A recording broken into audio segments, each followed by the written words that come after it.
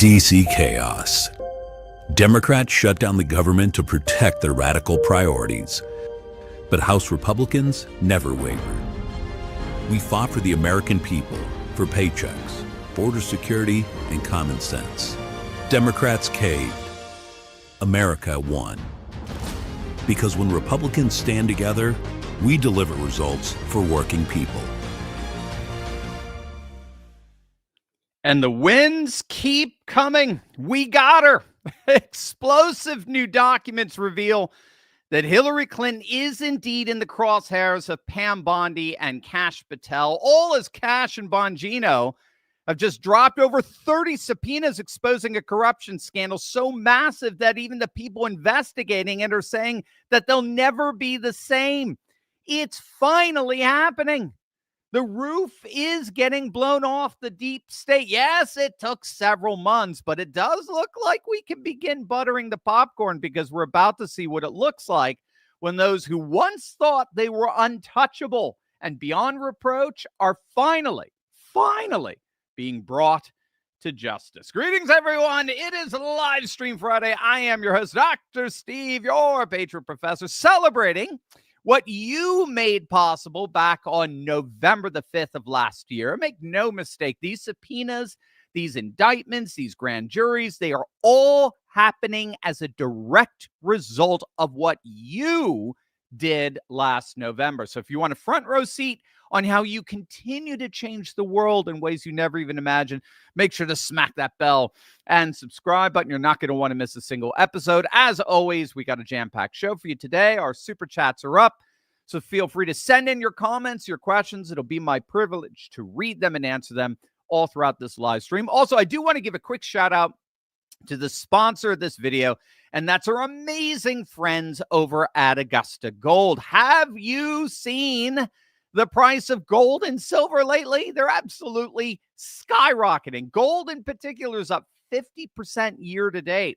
And what's so key here is that this isn't a coincidence. It's the direct result of President Trump's golden age pro-growth agenda. Goldman Sachs actually just raised their 2026 gold outlook to $4,900 per ounce, and many analysts think they're being way too conservative. And to make it even better, we got over 3 more years of these America First policies ahead of us. So this is exactly why smart Americans are taking control of their retirement accounts by backing them with physical gold and silver. My friends over at Augusta Precious Metals are so excited to help you be a part of this new gold rush. Augusta works with Americans who have over $50,000 in their IRAs, 401ks, or other retirement accounts to make the smart move into smart money. They're patriots just like you and me, and they'd love to chat with you. Give them a call at 844-763-3908 or text Turley to 35052. That's Turley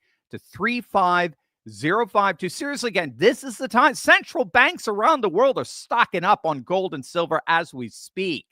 Let the patriots over at Augusta Precious Metals make sure you don't miss out. Text Turley to 35052 or click on the link below and go to turleygold.com, and you'll get instant access to a free 2-minute report that reveals the greatest threat to your retirement today. Again, that's turleygold.com or text Turley to 35052 and talk with our good friends, our patriots over at Augusta Gold today. Many of you might recall a rather chilling tweet that Dan Bongino fired off back in July. It was as revealing as it was ominous. He wrote, quote, "I'll never be the same after learning what I've learned. I'll never be the same after learning what I've learned." Now, think about that. Dan is hardly someone that we would characterize as, shall we say, soft. He's a former Secret Service agent, right? He's been vetted in terms of mental and physical strength and stamina. He's a cancer survivor. He's a man who's seen it all. And for him to say that what he just discovered about public corruption has so shocked him to his core, I mean, that's huge. What could possibly be so bad that it rattles someone like Bongino? Well, it does appear that we are all about to find out. It does look as if the deep state is finally getting exposed. FBI Director Kash Patel, along with Dan, just dropped a bombshell that has Washington, D.C. insiders in full panic mode. It's just been announced that they have, in a matter of mere days, dropped over 30 subpoenas, hitting the desks of people who thought they were untouchable.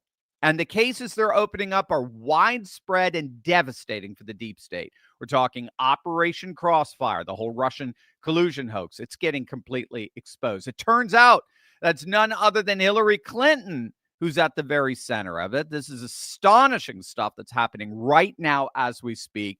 So let's take stock of what we know. A federal grand jury in Southern District of Florida issued approximately 30 subpoenas targeting former intelligence and law enforcement officials. The subpoenas were served to the likes of former CIA Director John Brennan, who led the agency during the Obama administration when the Russian investigation began, the Russian collusion hoax. Secondly, the utterly smug and obnoxious Peter Strzok, the former FBI Deputy Assistant Director of Counterintelligence, who helped open the FBI's Crossfire Hurricane probe into Trump-Russia connections. Third, Lisa Page, the former FBI attorney whose text messages with Strzok revealed the absolute rampant anti-Trump sentiment throughout the FBI during the 2016 campaign. Fourth, James Clapper, former director of national intelligence, and approximately 26 other officials connected to the 2017 intelligence community assessment that was deliberately altered and fabricated to make it look as if Trump and Russia colluded to interfere in the 2016 election. But as it turns out, these subpoenas are in fact just the tip of the iceberg. It looks as if the case against James Comey, former FBI director, is going absolutely nuclear. As it turns out, the evidence against Comey is far more damning than anything the legacy media wants you to believe. New documents obtained by investigative journalist John Solomon reveal that Comey orchestrated a very sophisticated media manipulation campaign while lying to Congress about it. And he left a paper trail proving everything. So here's what makes this case basically bulletproof. Now, I know the D.C. court system is incurably corrupt and its juries are so ridiculously left-wing ideological zealots who make it their mission to acquit Democrats who are as guilty as sin. I know that. But the key here is we want all of this corruption to be exposed in the light of day, right? The worst enemy to darkness is light.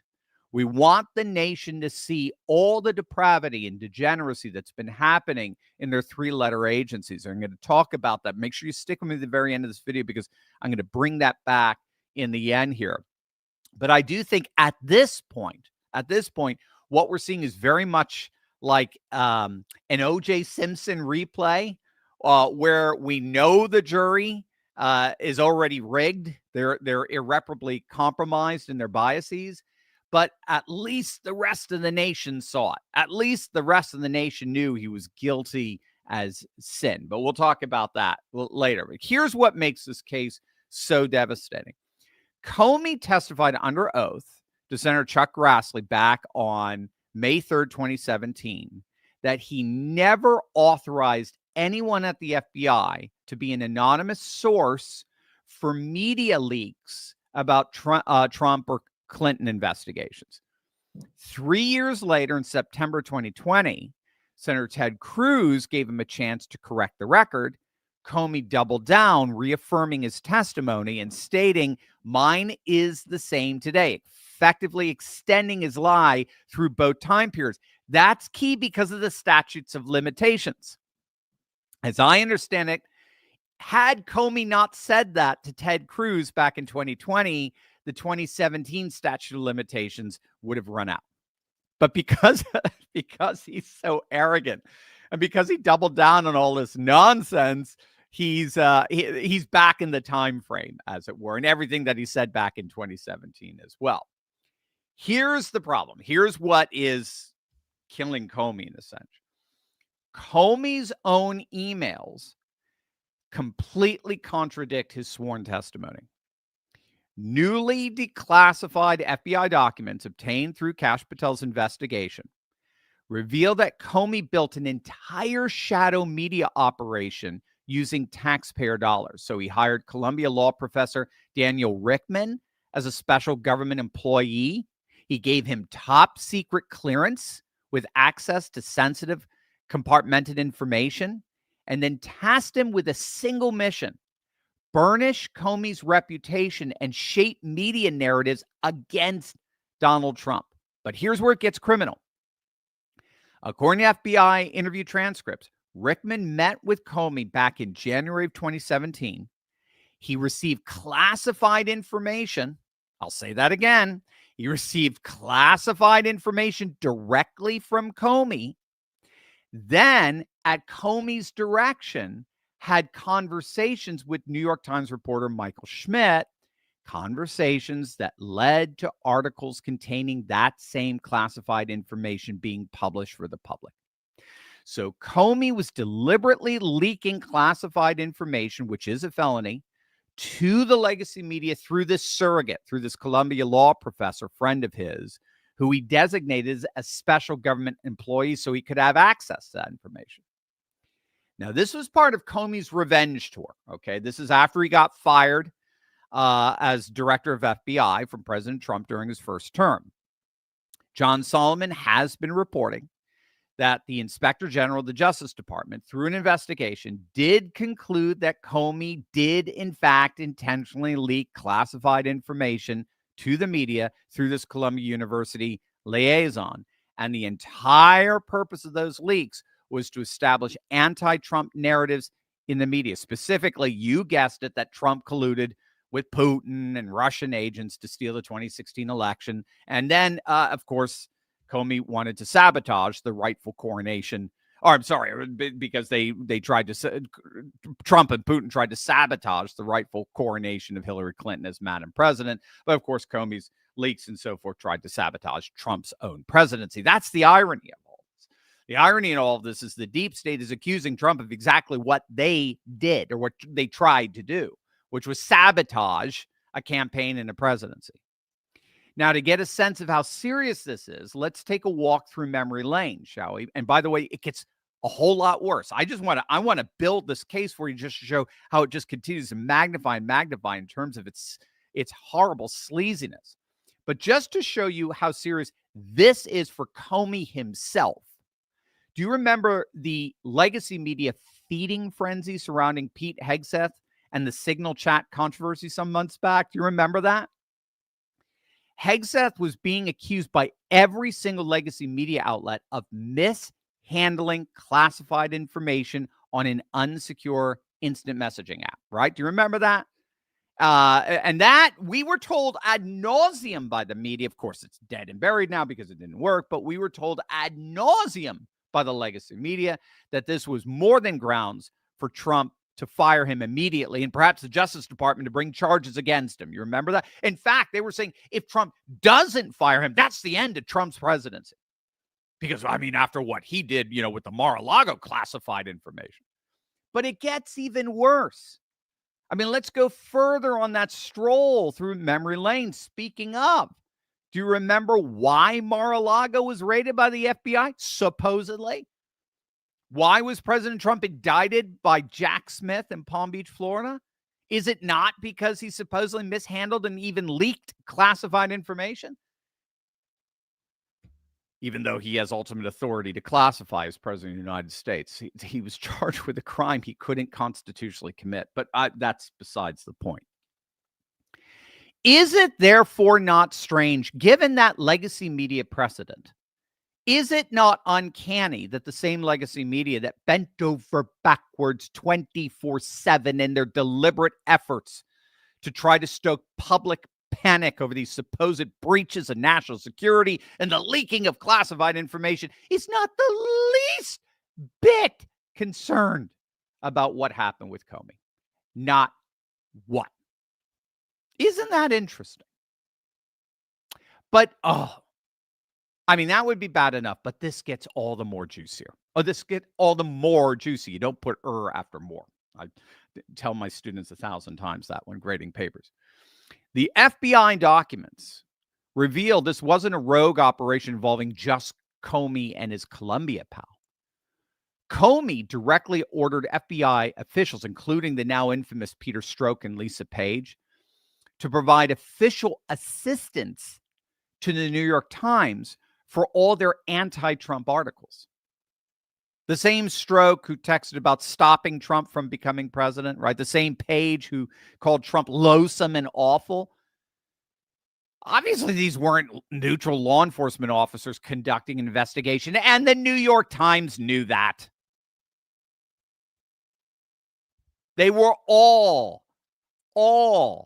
political operatives using classified, weaponizing classified intelligence to craft media narratives. Strzok briefed the Times 3 separate times, and according to the documents, the Times explicitly told FBI officials they possess classified information. But here is where it all gets truly outrageous, and it'll give you a sense of why Kash and Bongino just dropped nearly 3 dozen subpoenas. You ready for this? And I'm sure you already know this, but it's just all coming out. The FBI knew all of this. The FBI knew all of this. They knew this was happening. They had 6 separate criminal investigations into classified information leaks. They had the evidence. They had the testimonies. They had the smoking guns. And what did the Department of Justice do? What did Merrick, no one's above the law, Garland do? Nothing would be a misleading understatement. They intentionally buried it. They intentionally shut those investigations down. And so now it looks like all of this is coming crashing down on them. Again, all the paper trail. The key here is that none of this is partisan speculation. It's Comey's own words. It's his own emails. It's his own contemporaneous records that contradict his sworn testimony. The case is straightforward. Did James Comey authorize someone at the FBI to leak to the media? His emails say yes. His public testimony says no. One of those statements is a felony.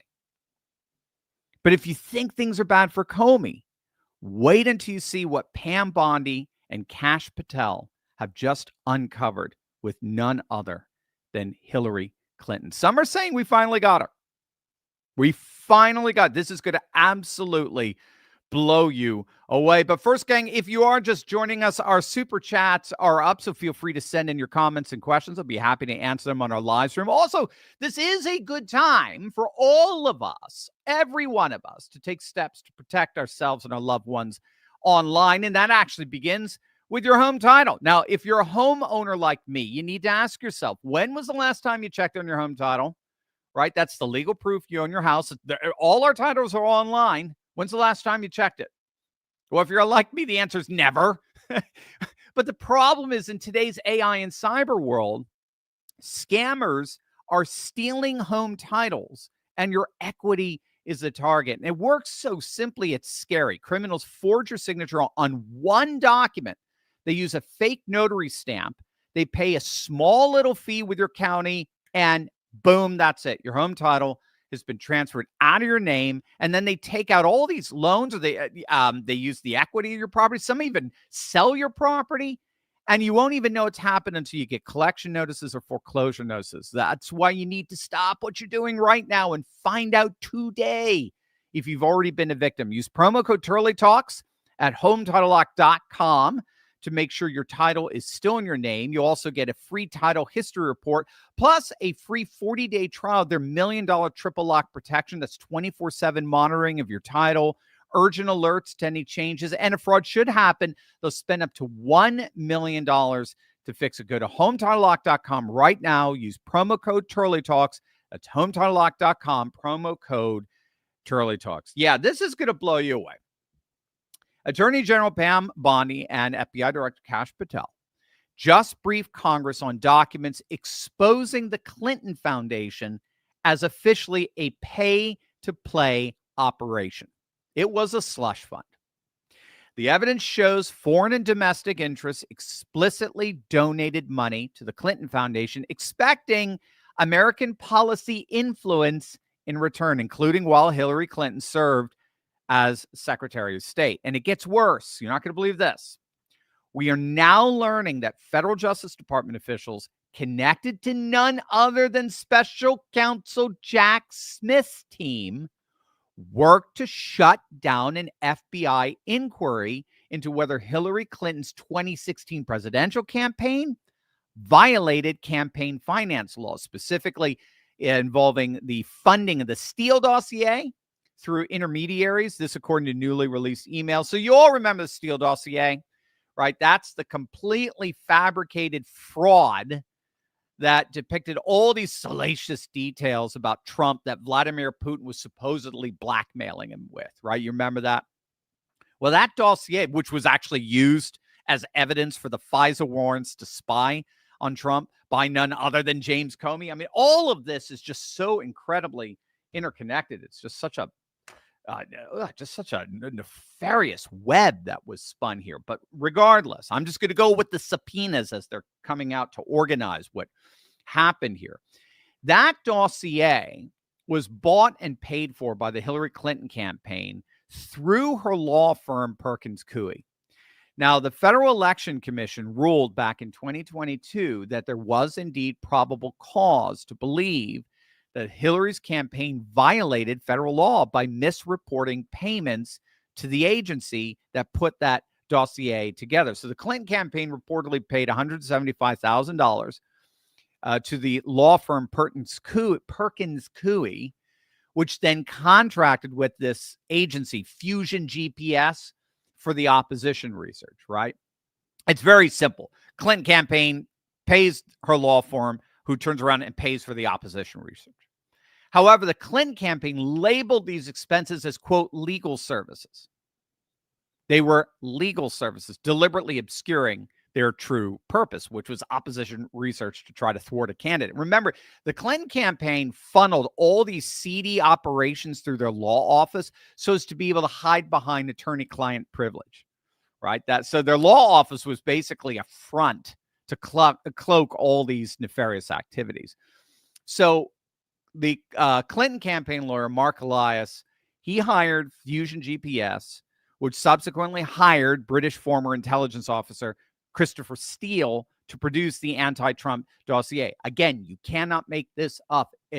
This was the Clinton campaign that actually brought in foreign influence to try to inordinately influence the campaign. It was the Clinton campaign that was colluding with a foreign influence, namely Christopher Steele, former British agent. So that's why it's often referred to as the Steele dossier, because he's more or less the author. He compiled this fabricated dossier of all these supposed salacious details of Trump that Putin was using to blackmail him.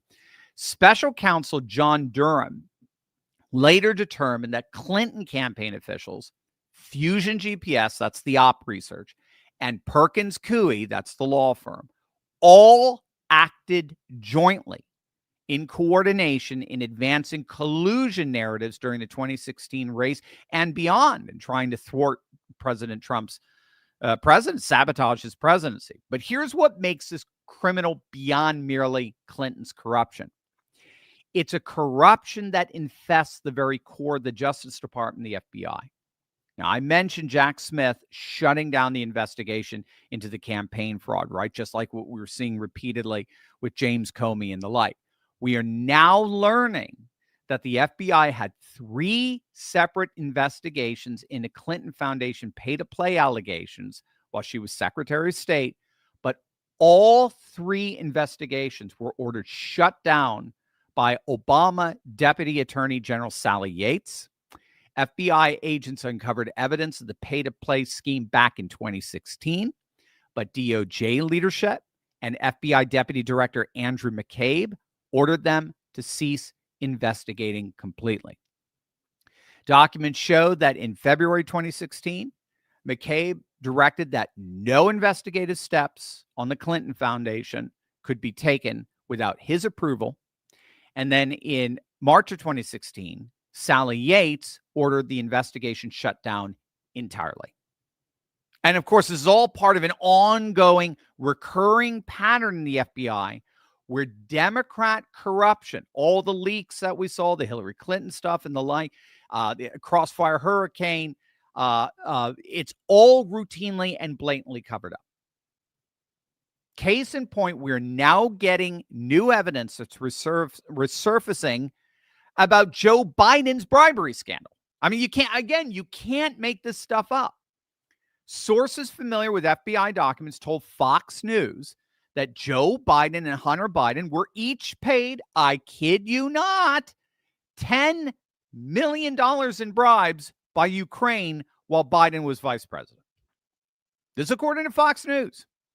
A highly credible, confidential FBI source had multiple meetings over 5 years with a Burisma executive who admitted that Burisma, again, that's the corrupt Ukrainian energy company, he admitted that Burisma paid the Bidens to get rid of a meddling Ukrainian prosecutor investigating Burisma for corruption.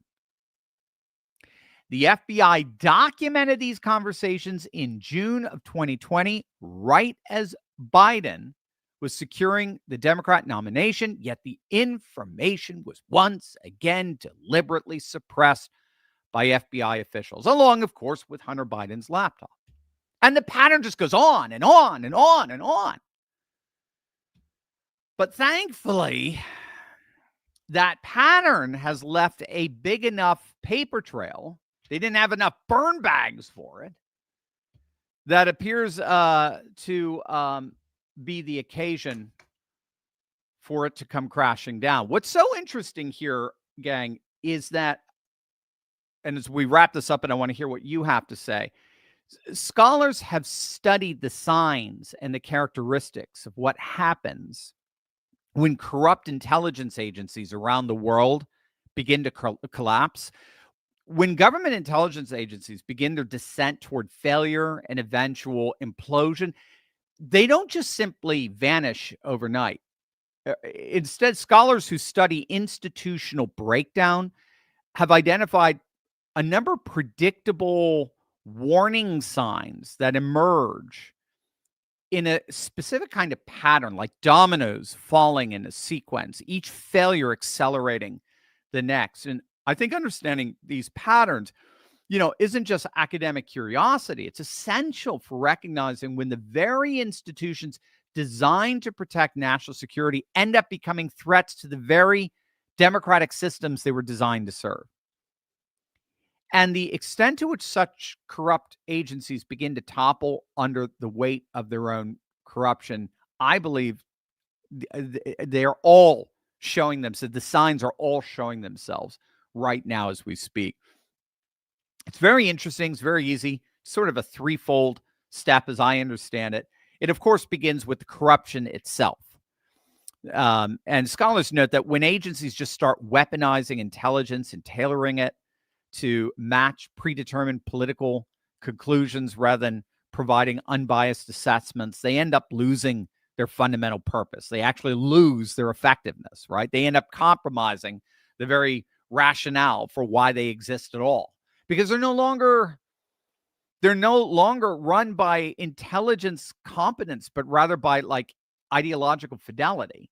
So this politicalization manifests itself in several ways. And again, this just comes as part of just being part of this overall political bureaucracy that inevitably they just seem to fall victim to weaponization. Intelligence analysts face pressure to reach specific conclusions for political reasons. Dissenting opinions, those who are actually honest, they get suppressed. They're the ones that get passed over for promotion. And intelligence estimates become weapons in political battles rather than tools for making informed decision. And so the entire system, just by its nature, ends up degenerating, right? So just the moment you end up having corruption appear in a system that was designed for actual objective data analysis, the whole thing ends up it ends up becoming like, what is it? What's the guy? Sam Bankman-Fried. It ends up just the thing. It's supposed to be like this crypto objective, data, and it all of a sudden just ends up falling apart after the process of the rot that comes from corruption. And as a result, I mean, these failing intelligence agencies experience massive talent hemorrhage. So that's kind of like the second thing, as I understand, that happens. They just experience a competence crisis. So generally what happens is that when professional analysts who are really good lose faith in their institution's integrity, they just end up leaving and they end up exiting in mass. And then this brain drain creates, a vicious cycle, a doom loop, in that as experienced professionals depart, institutional knowledge evaporates, analytical quality deteriorates, and remaining staff become increasingly demoralized, or they double down on their ideological radicalness, which only exacerbates the competence crisis. We actually saw this in the 90s. So this has happened before, not to the extent that we're seeing now, I believe, but it just happened after the fall of the Soviet Union, the end of the Cold War. The Defense Intelligence Agency experienced a mass organizational decline in the early 90s when budget cuts combined with unclear missions, right, led to just widespread departures of experienced analysts. And it left the agency unprepared for emerging threats like terrorism and regional conflicts. Perhaps I'd have to look at some studies, but perhaps that's where we started to see this radical kind of ideological weaponization inside these intelligence agencies beginning. Certainly, we saw a lot of that during the Gulf War that came, the Iraq War in the 2000s. Where a lot of intelligence seems to have been deliberately manipulated to push sort of this pro-WMDs, Saddam WMDs narrative. Well, that's been happening of late, of course, on steroids, with the wokeification of our intelligence agencies. That really did begin under Obama and just accelerated through Trump's first term and Biden. They've gone through a severe brain drain, which has left these three-letter agencies susceptible to institutional decay, and that decay ultimately manifests itself in more corruption. So you see how this is a doom loop, right? And that's when we begin to see the transformation of public institutions really just into vehicles for personal political advancement rather than national service. So scholars have noted that failing intelligence agencies often, they call it, the term is called patrimonial rule, going back to the Roman era of patrimony. But it's bottom line, it's where leaders extract resources from public institutions for personal benefit.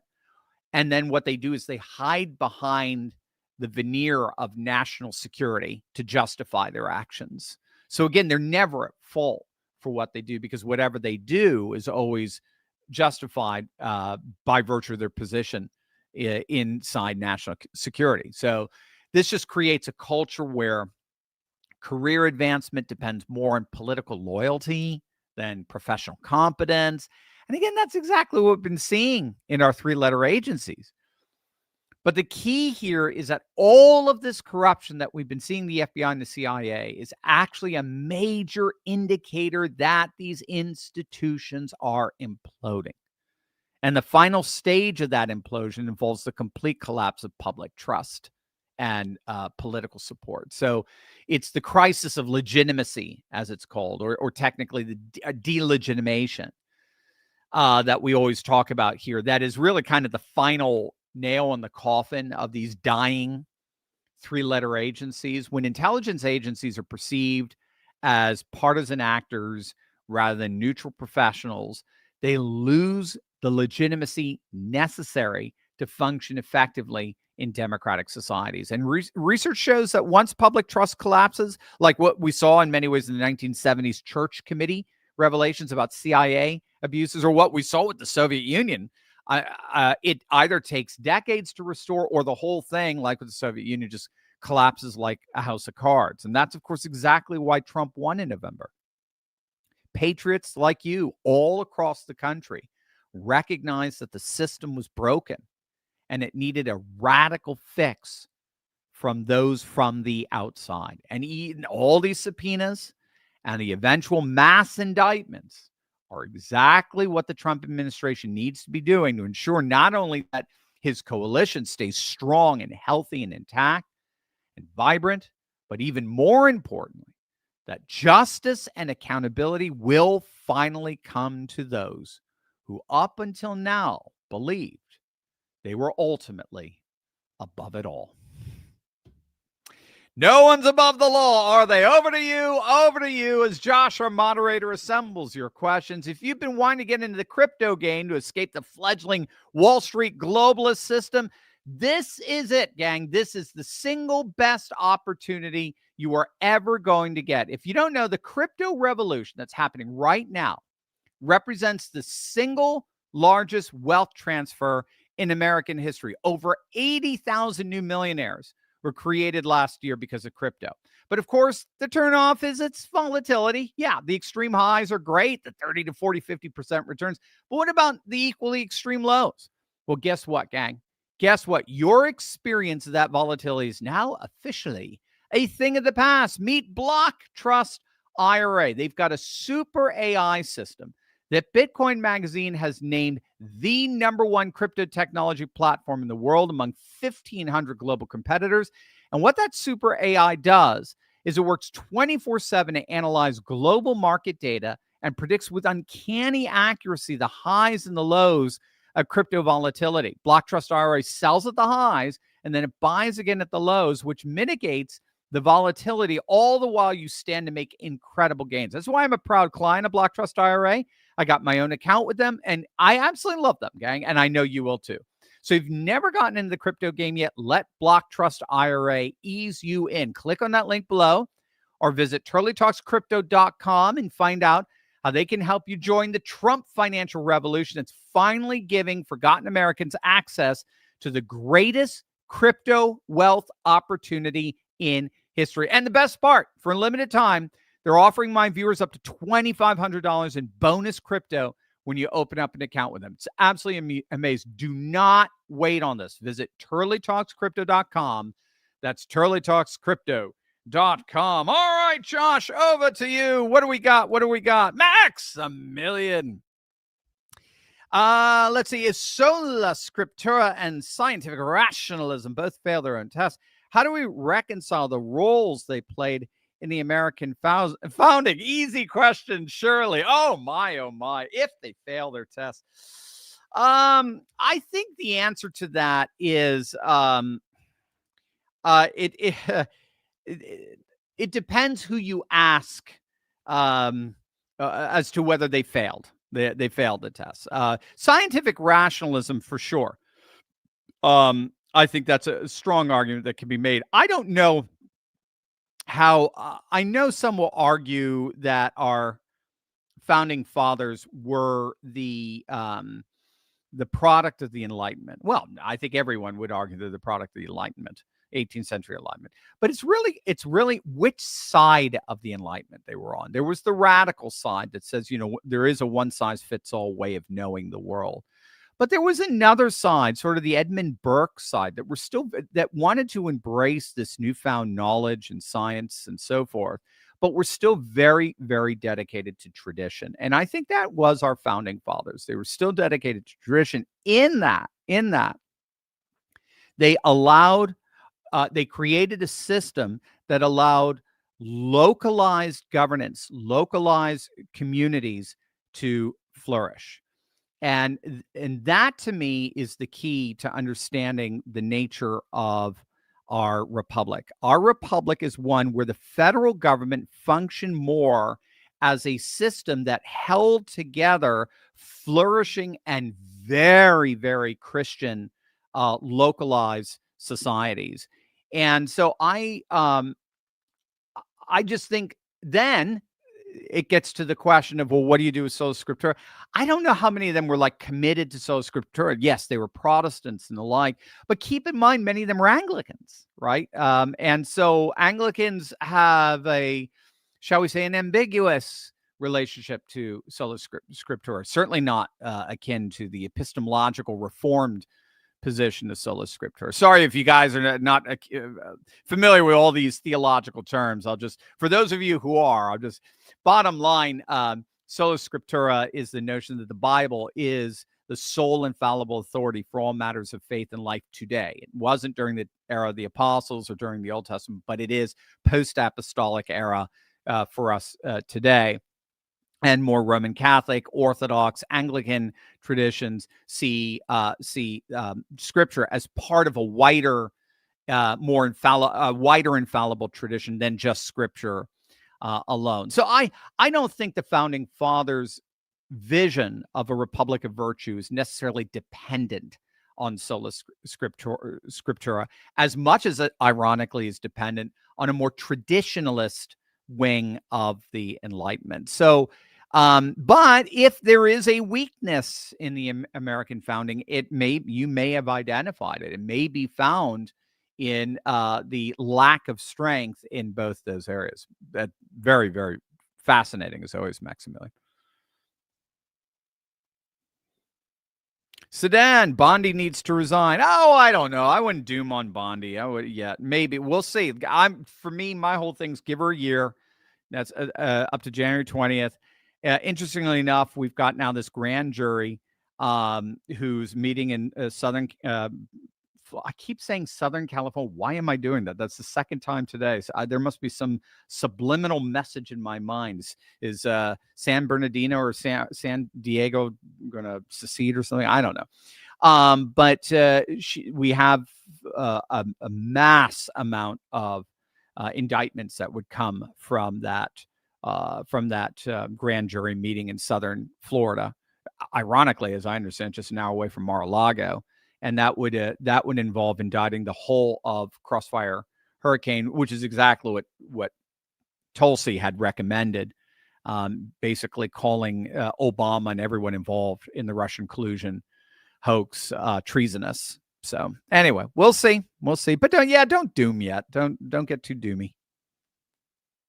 Rock dog, Dr. C. So when are Democrats going to demand the arrest of Bill Clinton, Bill Gates, and everyone else on the Epstein list? Now they demanded the release, and Trump is clear to LOL. I know they'll sweep it under the rug. Yeah, they already are. They're voting to release all of the files, and Democrats are getting very, very nervous with that, and they're showing their hand. They don't want to release it. They just want to leak it, and they only want to leak those parts that ambiguously implicate Trump by the very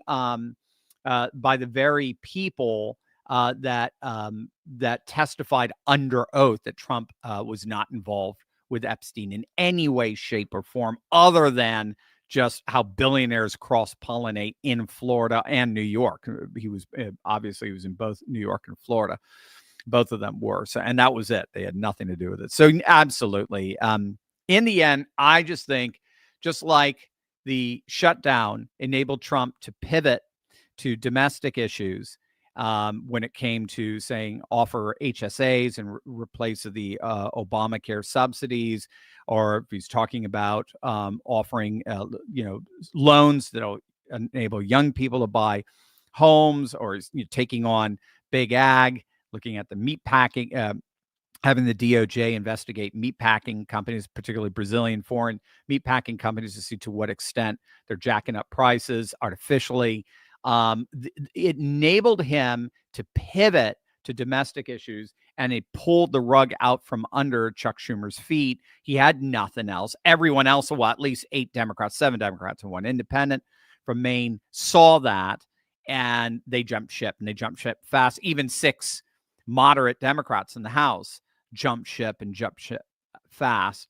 And I think it's going to be the same thing here. I think Trump can seize this and start, just like they did, drop the 50,000 documents from Epstein's estate and just pummel the Democrats with this. They're already saying he's only doing this to dilute his own involvement in it. Well, okay, well, we'll see who he's going to dilute it with. Obviously, Clinton getting, back rubs from one of the victims. We got pictures on that, and we got pictures of Clinton on the what was it, Lola, on the flight in his private jet. I mean, it's just crazy. I don't know why the Democrats are doing this. They just seem to go from, they're Wile E. Coyote. They just go from one blow up in your face to another after another. ROT Corp, Dr. Turley with Mayor Brandon Johnson, Chicago, Mamdani in New York, and now the newest communist mayor in Seattle. It seems like communism is spreading in America. Can we be confident that it will just remain these liberal cities? Can we expect it to eventually reverse and not take over 70 plus years? Yes. Yes, it's already happening because they end up experiencing a massive refugee crisis that only grows the power of red states. So again, this is exactly what Governor Kathy Hochul is just flipping out over with what's going on in New York and Mamdani. She is scared. Remember, in New York, as I understand, not just New York City, New York as a whole, 1% of taxpayers pay for 30% of all taxes. Mamdani wants to make it 6% or 60% of all taxes. They've already lost hundreds of billions I shouldn't exaggerate, tens of billions of dollars in tax revenue because of the refugee crisis of people leaving. And they're going to Connecticut, neighboring Connecticut. They're going to New Jersey. They're going to New Hampshire that has very low taxes, although they tend to be left-wing Republicans up there. They have a +5, +6 Republican registration advantage, but they always go blue because they're just these secular liberal wackos up there. But I know I'm from New England. That's my sentiment, at least from my perspective. So what's happening is, yes, they may become governors of their states, but all they're going to do is exacerbate that flight. I do believe, and I've been predicting this for a while, I do believe we are the default civil war. Not even civil war, what I call the soft secession that's happening today is that red states are getting redder, blue states are getting bluer. And eventually, I don't think you're going to have any Republican representatives from any blue states. And I don't think you're going to have any Democrat representatives from any red states, because they are going to double down on their separation of each other. And so this is why, we do have to keep an eye on secessionist sentiments thriving in the country. So all of that's to say they can gain all the power they want in blue states. All they're going to do is exacerbate the mass residential and tax-paying exodus that is already underway in virtually every single blue state. Simple logic off topic, but I feel the golden age hasn't even started. Quote me on this. By spring 26, we will truly see it begin. Penitents will eat their words. I'm with you, Simple Logic. I love it. You always give Simple Logic to. You're wonderful, very clear thinker. No, I'm with you. I think, again, we're just, we're at Reagan it took Reagan 2 years, more than 2 years. And things did not start absolutely exploding till 83. So, and then by 84, he could run on its morning in America again, where just the economy was just, we hadn't seen an economy like that since, in many ways, since Nixon, right? Or since the beginning of the post World War II baby boom explosion. So, yeah, I'm with you. I think everything is being set up. That's why I think he's getting a little annoyed at the lack of faith, because if you think about everything that's happened, the mass deportations that are going on, we're about to hit 3 million within the next few months.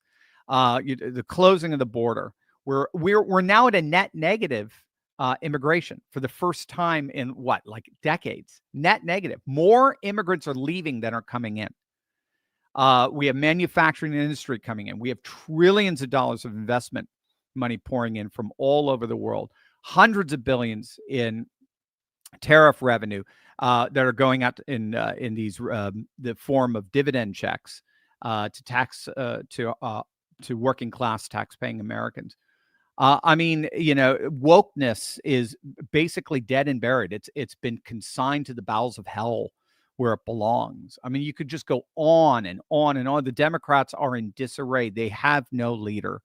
They had a little reprieve of that because they did well in elections that all favored Democrats going in. They did what they were supposed to do, and they think that's a victory. And then they had that again, the rug pulled out from under them when they had 8 Democrats defect and join with the Republicans. So they're just in disarray, and Trump is crushing it. So I'm with you. I mean, again, I know we're seeing some fear and anxiety among portions of the base, the Trump coalition. He does need to address that, and they are pivoting to domestic issues. JD has made that absolutely clear that that's going to be their number one focus all the way up to the midterms. Hi, Q. Thank you for the pound sterling. Libs celebrate cancel culture. They eventually turned on each other with it. Now they celebrate assassination culture. Wow. That's good. Yeah. I'm curious how it is over there in the UK with how your own cancel culture is manifesting itself in somewhat the same, if it's working itself out in the same way. But yes, they are embracing assassination culture. It's exactly right. That's the Rutgers study. That's what it's calling it. The majority of self-identified leftists believed it was at least somewhat justifiable to take out President Trump, which is horrifying. And it was done in the spring, so it was the time that Doge and Elon Musk were still very much a part of things, and it was a similar number for Elon Musk. So yeah, it's pretty horrible stuff. But like you said, eventually it ends up turning on itself, and I think that's what you're seeing. What's going on right now is it looks like the progressive wing of the Democrat Party, who honestly believes they're not winning because they're not woke enough. They actually believe this, and they look at Mamdani or this new mayor in Seattle as examples of that, and Brandon Johnson. And they're ready to primary and get into a civil war battle with all the so-called moderate Democrats, and it's just going to be glorious all throughout this year. Franz, where does Zionism fit into the civilizationalist era, where border economic and cultural security are societal priorities? Are you talking about for us, in the United States? Because obviously, with Zionism, Zionism is, as I understand, it's the project of Greater Israel in the Middle East, and ultimately for Israel to be not just the land, not just the land belonging to Israel, but Israel being the primary geopolitical force in the Middle East. Well, if you're asking how does it fit in with here at home, like with the latest, kind of like Tucker Shapiro debates, or the Candace Owens and Mark Levin's and so on. If you're going in that, I mean, there's two ways of looking at it. It seems to me. At one level, it doesn't. It's the lag. It's the hangover from globalism. We have to remember that during the era of the height of the Cold War, Israel was our number one Middle Eastern hegemon against the Soviet Union. Our hedge, I should say, against the Soviet Union. We had, of course, had Saudi Arabia as well, UAE. We had Pakistan, but Israel was sort of Israel was the axis around which the spokes of our Middle Eastern policy that sought to contain the Soviet Union, centered. So after the fall of the Soviet Union, as part of our unipolar moment and the end of history, where we're going to turn all the world into splitting images of liberal democracy like ourselves. Again, Israel became a very key ally in that region to help in that very, frankly, ironically messianic mission.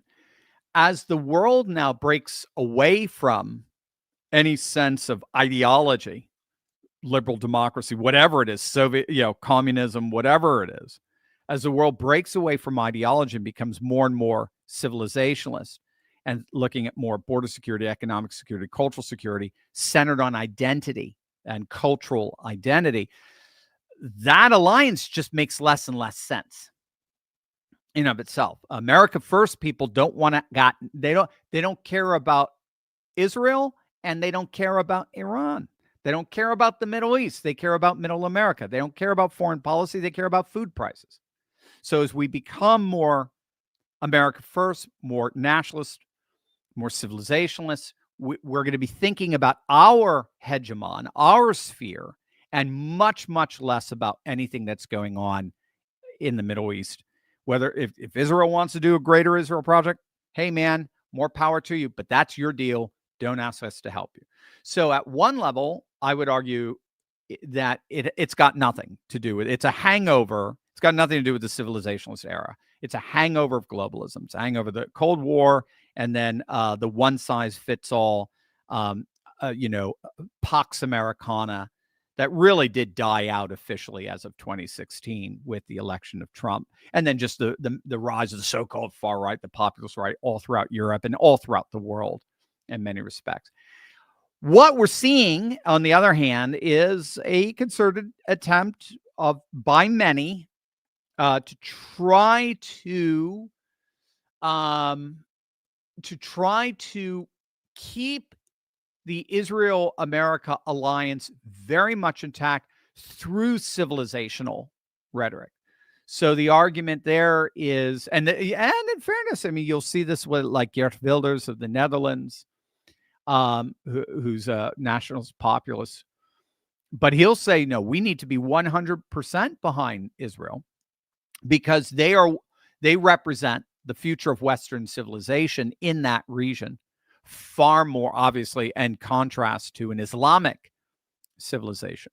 So they're part of, that's where you get the whole Judeo-Christian civilization as over and against an Islamic, Northern African, Middle Eastern civilization. So they're trying to make the argument that defense of Israel is actually in the interest of a civilizational state. Whether I don't think that, I have just to be, whether they're right or wrong, they have not been very successful in that. I don't believe they have. They have for like the Fox News crowd or the New York Post crowd, the Murdoch crowd, Rupert Murdoch crowd, but certainly not with the Tuckers, certainly not with the more populist, nationalist sentiments, younger, Gen Z supporters of Trump, Latinos, white working class, non-white working class. They're just not, they just don't care. They want nothing to do with it.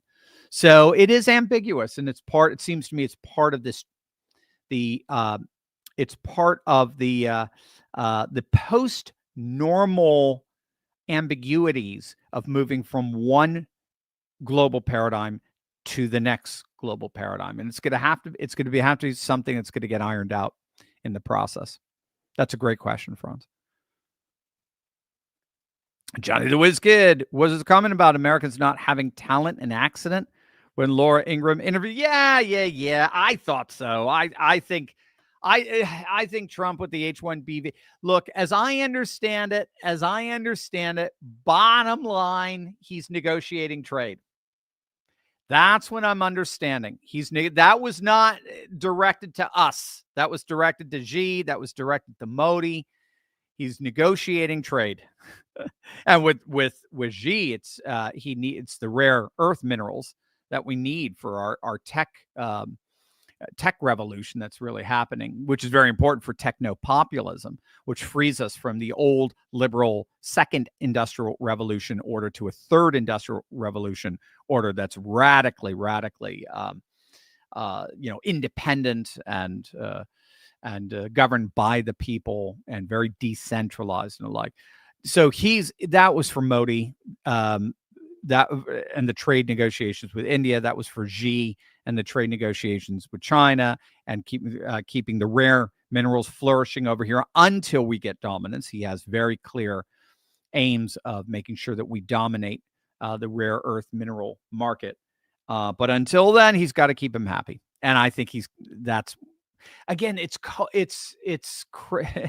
this is the high wire act of trying to hold a coalition together, because as he said, the coalition ain't just American.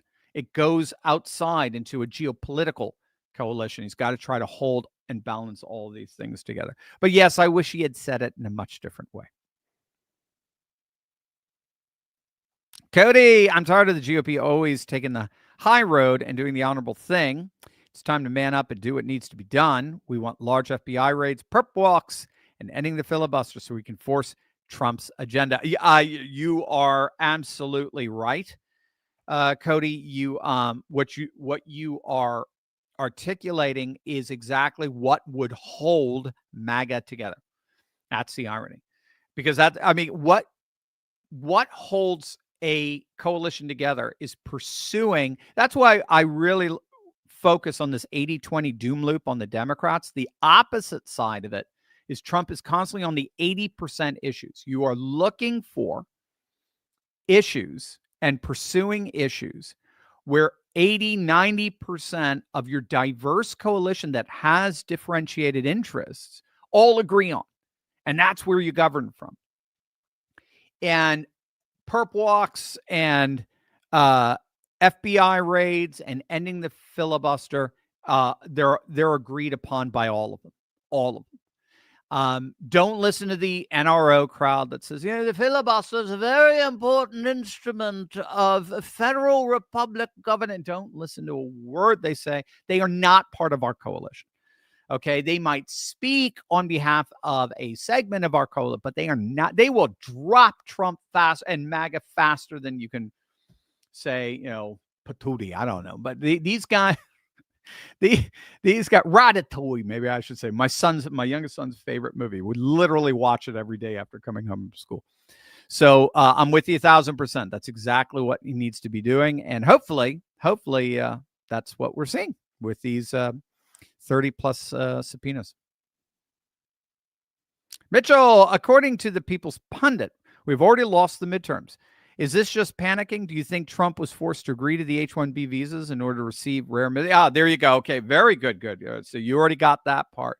I haven't seen Rich yet on this. I think it's a little early. I don't know. I think it's a little early to say we've already lost the midterms. It just seems to me there's a counterfactual logic to that. If sentiment can turn, we're not even a year out from the election on January 20th, where Trump had the adulation and the loyalty of all of particularly disaffected independent populist portion of his coalition. And if that sentiment changed over the course of 10 months, why can't sentiment change back over the course of the next 12 months? So that's to me, or 11 months. It seems to me it's a little counter. I'll take a look at what Rich has to say. But look, Rich is pushing a very fine-tuned argument, as I understand it. Bottom line, the Fox News crowd is more happy with Trump than ever.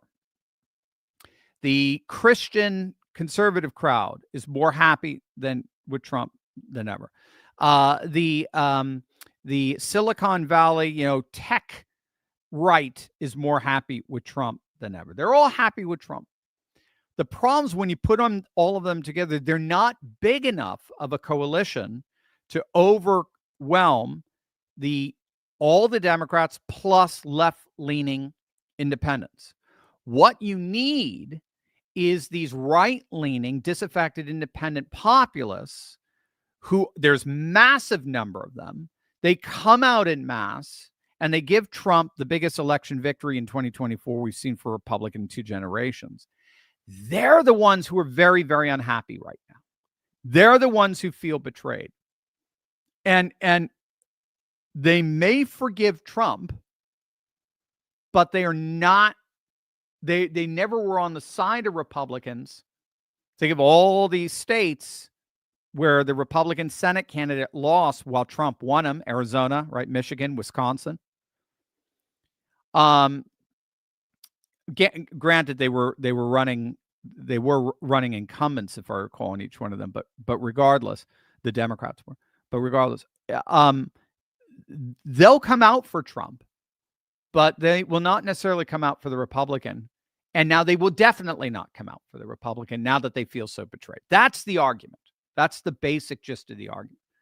As I understand it, Rich could refine it more, and I guess my thing is we're gonna have to see how this plays out over the next few months with this turn towards domestic issues that Trump and Vance are promising, and with the economy beginning to rev up, prices going down, and job opportunities growing.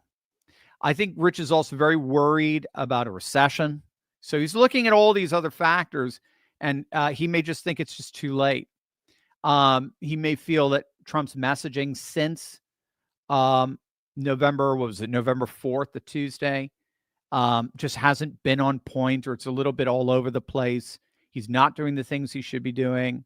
And he and Barnes, too, are very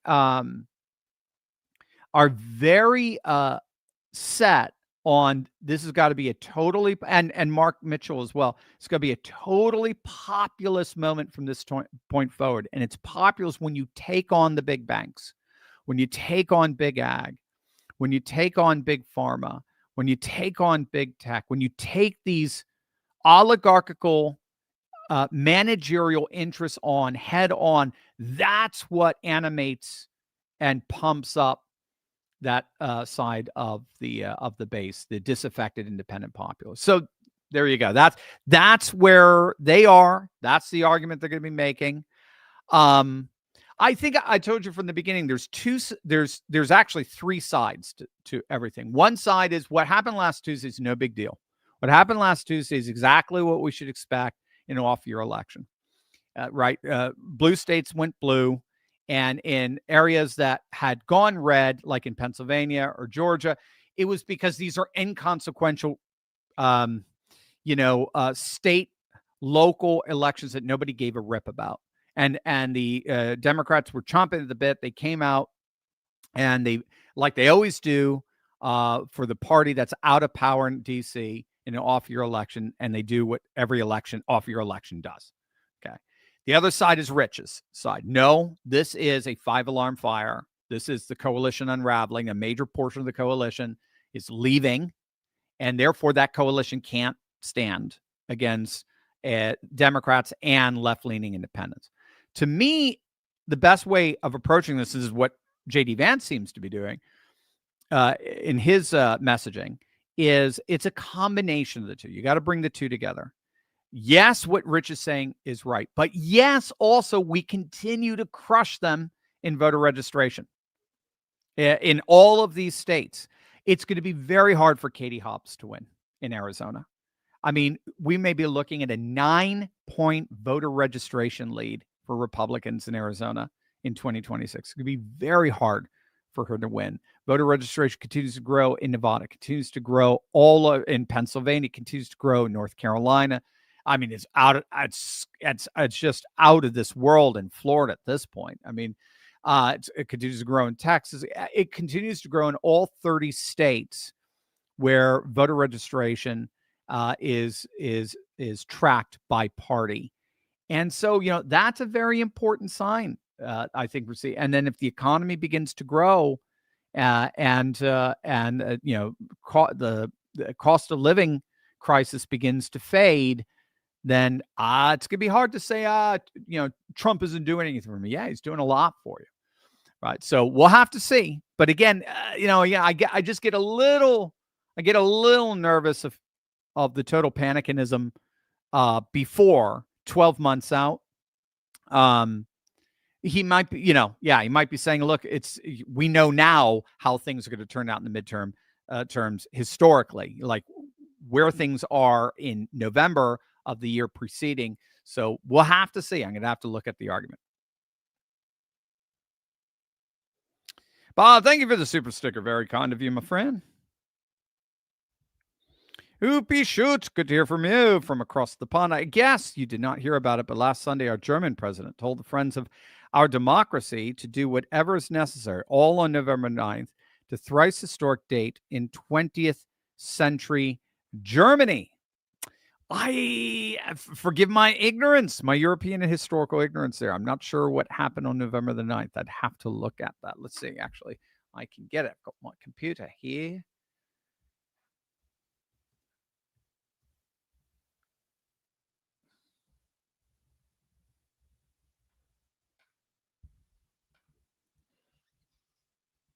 Ooh, programs against the Jews. Got it. Okay. I didn't know that was November 9th, 1938. Ooh, oh no, that sounds ominous. My, oh my. I don't know what's going on there. We will have to keep an eye out for it. Yeah, I don't know. I mean, the AfD just keeps growing and growing. Obviously, the number one party in Eastern Germany. They're getting more popular in Western Germany thanks to young people, Gen Z. They may be getting very nervous. The establishment clearly seems. You just see what's happening in Britain with the Reform Party. Seeing what's happening with the rise of Vox in Spain. Yeah, it's and just with the rise of populism in general. Massey will be the Sedan de Villebert. Massey would be the Amash for Trump's second term. Yeah, it looks like it. Yeah, that's the other thing is, the party that says Trump is doomed. He's doomed. They all tend to be like hardcore Masseyites because he's not bought and paid for by the establishment. Okay, okay, that's fine. I'm take on the deep state. That's great, but why is he going in the direction that he's going? I don't know. Half the time, I don't know. Yeah, even JD is very not very happy with Massey. Ben Kohler, this is the common topic, but I've heard of the political intrigue between Starmer, MI6, and Trump. MI6 is not sharing intelligence with us. The Promethean state Trump is destroying the British hold over the USA. Also, I saw the EU Commission is establishing a secret counterintelligence agency. Should the U.S. go into complete isolation of England and Europe? No, we don't want to get, not in a civilizationalist perspective, because we share the common Western civilization. We all share Jerusalem, Athens, and Rome together as our foundational cities. But yeah, clearly, I mean, they're going to have to disentangle themselves from previous globalist alliances and networks. And so, yeah, it sounds to me like the ladies at the Promethean know a lot more about this than I do. It sounds fascinating. William O'Toole, I've asked this before, but Trump doesn't really mention the pipelines to drill baby drill, although he talks about energy. I'm wondering when or if the pipelines have been turned on, if new drilling is being done, and if we are now energy independent. Will, yeah, I had read. Last time I read about this, probably based on your question, Will. Last time I read about this, we were net positive energy exporters. So we were getting more energy than we needed, and we were exporting it. So yes, I think technically we are energy independent, and the pipelines are either in the works or they've started up. I know certainly Alberta and Trump are very, very close. I think it's part of their the leverage that Alberta is using against Ottawa in terms of the build there. Matt, longtime viewer, first time super chatter. Well, thank you, Matt. Very kind of you. Sounds like they're starting the Georgia case against Trump with a new prosecutor. So I'd have to look. I don't know. It's a fool's errand, though. Absolute fool's errand. Bismo, it seems Shapiro and his buds are going to war with Tucker and friends. Tucker responded this week and stated it's because they want a war with Iran, and he's in the way. Thoughts? Yeah. I just think this is very common in a coalition. As I understand it, the factions of the coalition inevitably, when they have power, inevitably begin to sort of elbow the other side behind them, and they want to assume the centrality of the coalition. They want to become that axis around which all the other factions revolve. And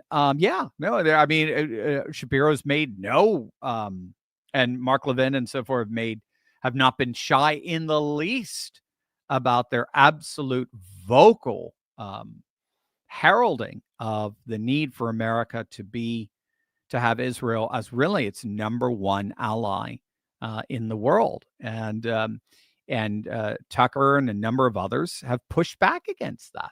They don't believe that, and they don't understand it. And they would say it doesn't make any geopolitical sense. And they follow, scholars like the Chicago University Professor John Mearsheimer, who argues actually the American Middle Eastern foreign policy makes very little sense if you just get rid of all the players and their names, and just make them, player one, player two, player three.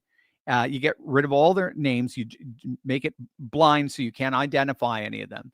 And then you look at their interests, you look at all their makeups and everything like that, and then you say, okay, and here's the policy of this great power towards this region. You would say that doesn't really make sense. Why would they do that? Mearsheimer's argument is because of what he calls the Jewish lobby. The Jewish lobby is like AIPAC and so forth. They are the most lucrative.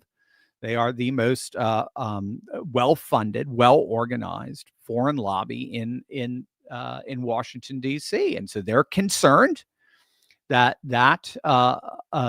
liquidity, shall we say, that level of influence has inordinately influenced our foreign policy, and it should no longer do so in a MAGA America First era. That's the argument, right? And so Shapiro clearly is taking the other side. They're taking a very moral argument, a very ideological argument of why it's not just simply lobbying money. It is the morally right thing to be doing. And it was, in the end, and they'll take out Tucker, they'll take out whoever they have to that's standing in the way of it. And, my bottom line is this. I mean, it really comes down to this. Remember, I think politics is power when all's said and done. Ideology, morality have nothing to do with it, right? It has nothing to do with it. Ultimately, politics is power. Because if you don't have power to institute your ideology, you got nothing. Politically speaking, you got nothing. You might have a very happy little enclave that's hiding in a basement, but you got nothing politically. Politics is about power. Very simple question. Was bombing Tehran worth destroying MAGA? If it's not, then it was a risky freaking thing to do. As it turns out, it was a risky thing to do. So we may look back a year from now and say, whew, we dodged that bullet. We kept MAGA together, and we got rid of Iran's nuclear facilities, and Trump got, standing ovation in the Knesset, and we didn't get involved in a foreign war. We didn't get deeper into that war, so all this sort of stuff. It's like, okay, relax. It didn't pan out the way a major wing of our major faction of our coalition was very concerned it was going to pan out. And so everybody kind of got what they wanted. One side got the nuclear facility knocked out. They wanted that. They wanted their Maverick, Top Gun moment. That's exactly how Fox News presented. They celebrated. But the people who do not watch Fox, who voted for Trump every bit as much as Fox News watchers, were very, very upset about that. And they saw Bush 2.0. They didn't want that. Well, hopefully within a year, we're not, they're going to say, okay, we didn't get Bush 2.0. He pivoted to domestic issues. He's more concerned about middle America than the Middle East. Cool. All right. I'm good. But that may not, as Rich Barris is saying, that may not happen. MAGA may have been shattered as a result of that. And the fights that we're seeing, the agitation that we're seeing, feuds between Shapiro and Tucker are maybe exemplative of much deeper divisions that are going on. We'll have to see how that plays out. But as I understand it, bottom line, Trump, I think rightly, this is a right assessment. Trump took a very, maybe it's calculated, I don't know, but he made a very risky move. He took a very significant risk in bombing the Iran nuclear facility. Right or wrong, I could care less. I'm looking at it politically. He took a very, very concerning risk for the cohesion of his coalition to hold together. And that bomb may have blown up more than just a nuclear facility, right? That's the risk. And the very fact that we're having these arguments and rah, is proof of it. I can imagine they would still be going on even if we didn't bomb Iran with the we need to, with this sort of moral imploring that, again, that Mark Levin likes to give.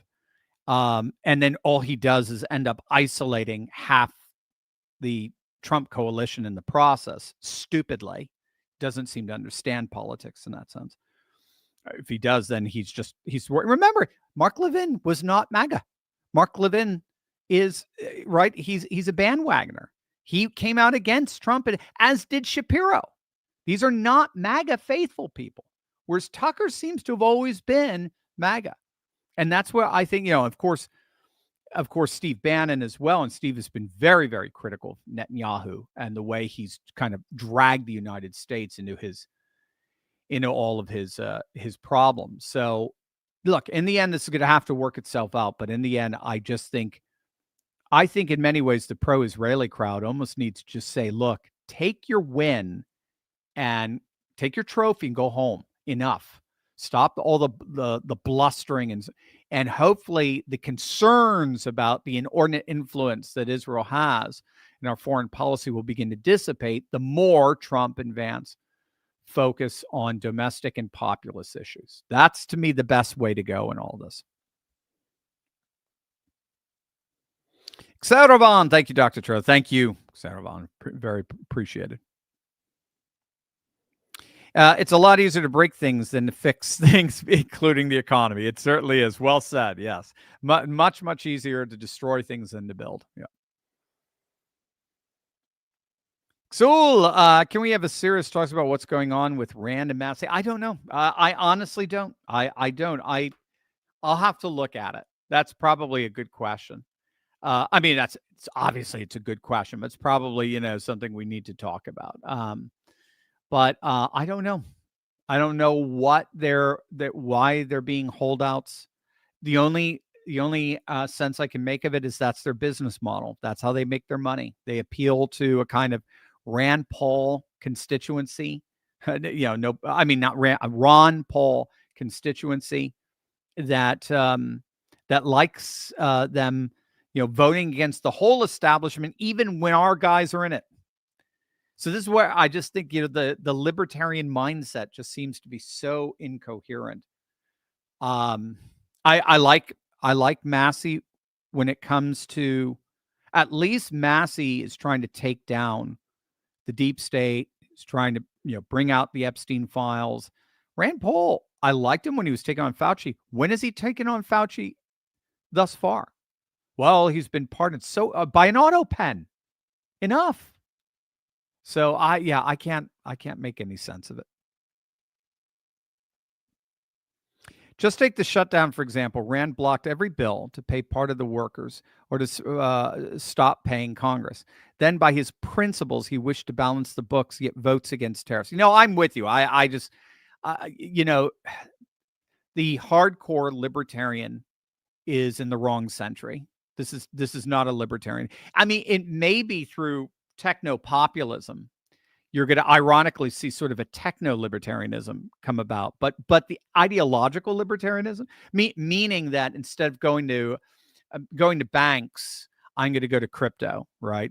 Instead of going to legacy media, I'm going to go to X. I'm going to go, instead of going to these centralized information centers, I'm going to go to decentralized internet for my information. That's a natural libertarian process. It's technically known as techno-populism. It's a natural libertarian process, but it's not ideological. Nobody's ideologically, nobody's reading von Mises or, Hayek or anything like that, or Rothbard. So it's just, he's in an ideological century, whereas that the century past, we're an identity century today. Then when we finally secure the votes, thank you for all these. While the Republican putting in pork or no help, he tried putting substitutes for hemp. Seems like obvious double standards. Yeah, I agree with you 1,000%. Absolutely. Expressions of the outdoors. At what point do you think the Democrats are going to learn they need to start moving towards a national populist position in order to stay relevant? Well, they're learning they have to move to populism.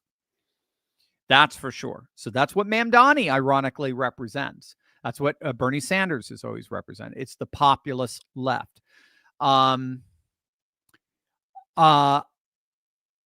think when wokeness kills them, so the difference between populist left and populist right, the nationalist populist, is that the populist right can pivot on left on economy, but right on culture. So that's what makes us nationalists. So we're going to close our borders. We're going to make English, set language, and we're going to destroy all things woke, defend our culture, traditions, customs, religion. Whereas the Bernie Sanders left, the Mamdani left, they pivot, of course, hard left on economics, but they also pivot left on culture. And so they go full woke, they go full multicultural, they go full open borders. And they're like, sorry, those days are over. Those days are done. They may be popular in Manhattan. They ain't popular in Pennsylvania. And just ask John Fetterman. So the populist left will always get outflanked by the populist right, because we've got something that they don't, and that is the ability to pivot both left on the economy and right on culture. So in Germany, we just had UP Shoot give us a comment. In Germany, in Eastern Germany, you have a party known as Die Linke, which is from the Eastern German Socialist Party from the Berlin Wall days. And they are like Mamdani when it comes to populist left, but they're like Trump when it comes to wanting to close, at least on their platform, closing the borders and embracing what's called welfare chauvinism, where you're going to get everything Mamdani promises, but you've got to be a citizen. You have to be a citizen. So that would be, I think, a form of what you're thinking of in terms of a nationalist populism, but coming more from a left-wing collectivist socialist, hardcore socialist side. Doc Green, freedom1300.com, AM 1300 Beaumont, Texas 745 AM daily. Only $4.99 for that plug. Come on, Doc Green. Come on. You can do better than that.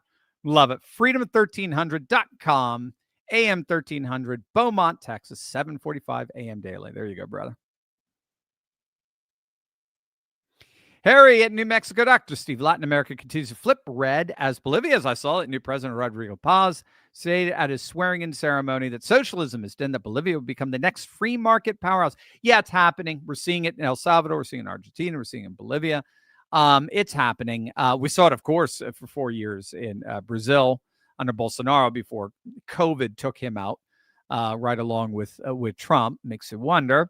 I think they recognize we're in the era of civilizationalism. It's time to get their economies growing and booming and reassert their Christian heritage, their Christian traditions in thriving civilizational order. Now, again, in Latin America, that can move left. They can see left-wing populism as the way of fighting against American banks, American corporations that are trying to exercise a hegemony over their economy. So that's why you got Lula in Brazil pushing that kind of stuff.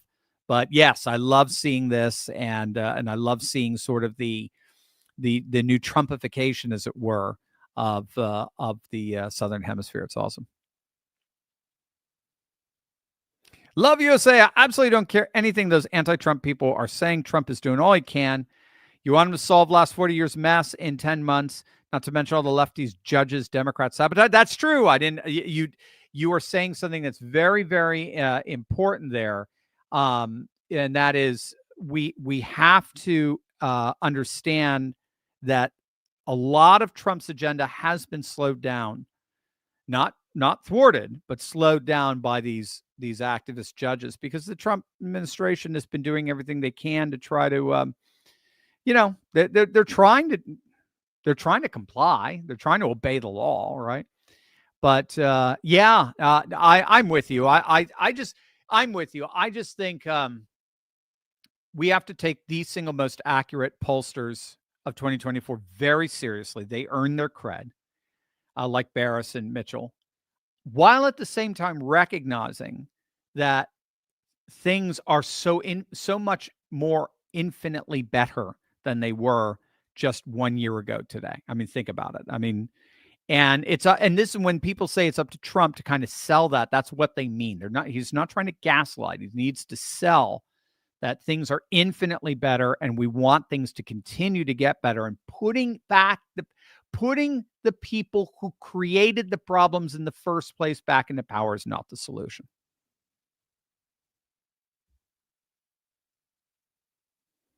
Rockdog Dr. C, how could Trump take care of MAGA at home, lower cost job taxes, and intervene to stop the Christian genocide in Nigeria in a way that the Trump coalition will support? I don't know if he can. I don't know if it's possible for him to do it. He needs to stay out of right now. It's the safest thing for him to stay out of foreign affairs. If he's securing trade deals or things like that, if he's bringing in more and more money, into the economy, trillions of dollars, sure, no problem. Tariffs, whatever, no problem.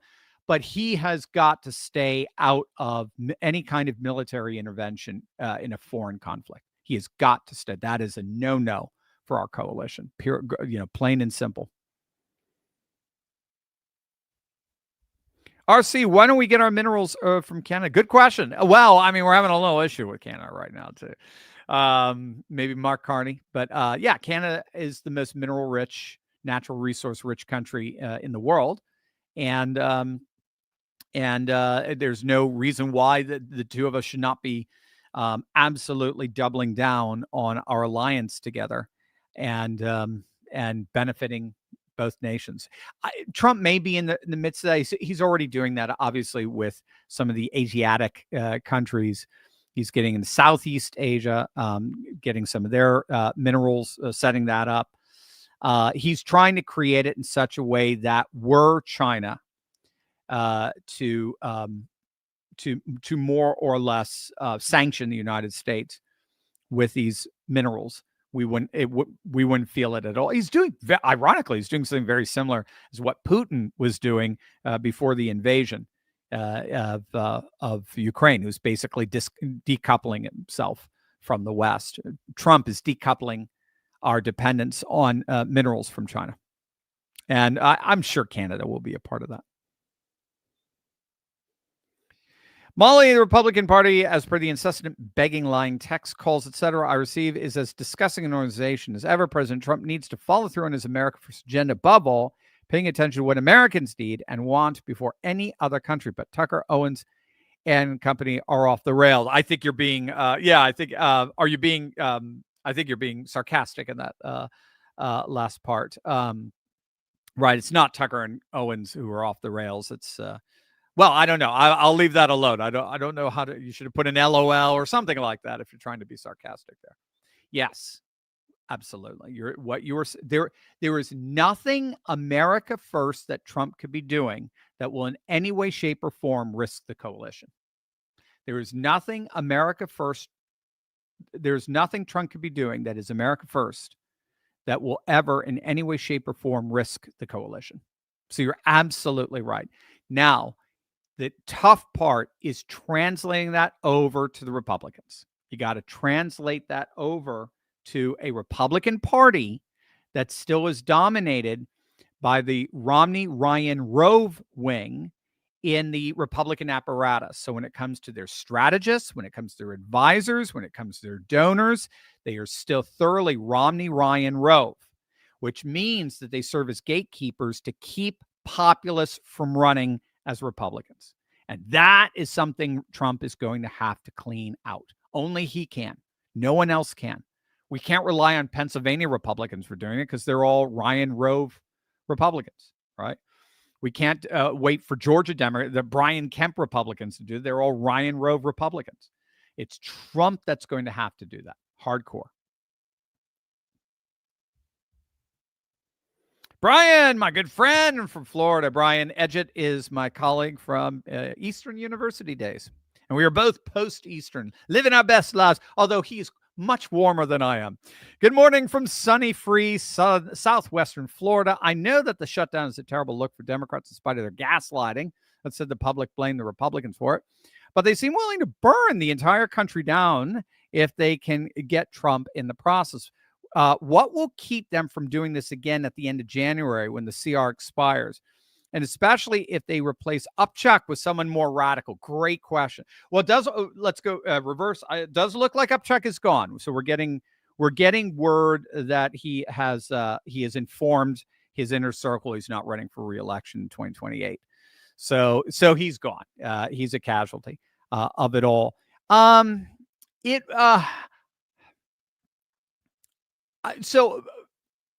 I mean, it seems to me you've got two really awesome points, a big one and a more specific one, a macro and a micro.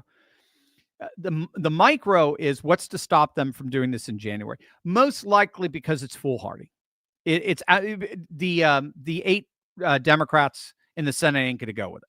The six Democrats in the House ain't going to go with it. There is no way they do not want another shutdown. They thought the whole thing was a disaster. Again, as far as Fetterman has the best argument back in your old stomping grounds in Pennsylvania. He's just like, when my constituents were telling me they hate it and they blame the Democrats. They don't want, again, these aggregated polls that inordinately represent Manhattan, LA, Chicago, right? The ones that say, oh, voters overwhelmingly blame Republicans. Democrats themselves from purple states were saying that's not true. That's not what I'm getting from my constituents. They see me as a Democrat responsible, and they're thanking him for jumping ship and defecting over the Republicans. But they were not blaming the Republicans. And the 2 senators from New Hampshire were feeling that. The independent from Maine was feeling that. The Senator Masto from Nevada was feeling that. These purple state senators, I mean, New Hampshire is becoming purple. It's still relatively blue in federal elections, but they were starting to feel the pinch on this. And so I don't think the holdouts would go for that. I think you would get immediate 60 votes to move on. That's my sense. We'll see back when we get to January again. But the Republicans will hopefully circumvent that by having an HSA, a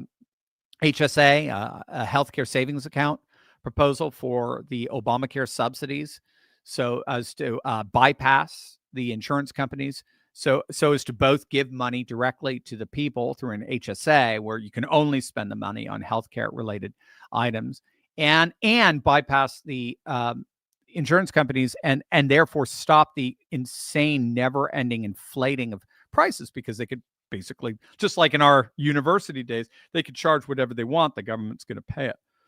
But I think you're getting to a macro issue, which is Democrats are willing to burn the country down just to destroy Trump.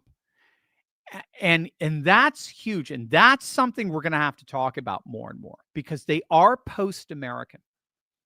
And right, this is not left versus right anymore. This is Americans versus post-Americans, right? So as our politics is turning, going from horizontal to vertical, unfortunately, in that verticality, we've got the MAGA populist, but then you also have the Mamdani populist, and they're post-American. And as post-Americans, they hate America, and they'll be more than willing to destroy this country in order to hurt Trump. And that's something we're going to have to think about. That's something we're going to have to, how do you do, like, from that great scene from the Lord of the Rings, what does one do in the face of such hate? What do we do? How do we, now, again, to me, as I think you've seen, like with Joy Reid and all these cancellations among these far leftists on legacy media, hate, the ultimate victim of hate is the hater. They end up sort of destroying themselves, and they end up destroying their own coalition because they turn on each other eventually. But yeah, I think we have to think very seriously about how do you take on a political party that's inherently post-American and therefore will not hesitate to destroy America in their attempt to bring down Trump. That's a very good question. I don't have an answer for that right now for you, Brian. That's for sure. We'll have to really think about that one. Brilliant stuff. The Chateau Analyst. I love that. Should electoral votes from states be disqualified from national elections if the state fails to verify voter rolls? Ooh, thank you. Wow. Okay. So you're looking for some kind of sanction if they fail to verify voter rolls. Well, there certainly has to be some kind of sanction. I don't know. That's a very good question. I mean, that would be very interesting if that was put into as part of an overall package that could be debated and, through the deliberative process. That would be very interesting. I don't know. I'd have to think about that. Upi Schut, welcome back. I forgot the name of the German friend whom you frequently interview, but he certainly knows more about my last super chat to tell you. Yes. Konstantin von Hofmeister. I love Konstantin. Good man. Yes.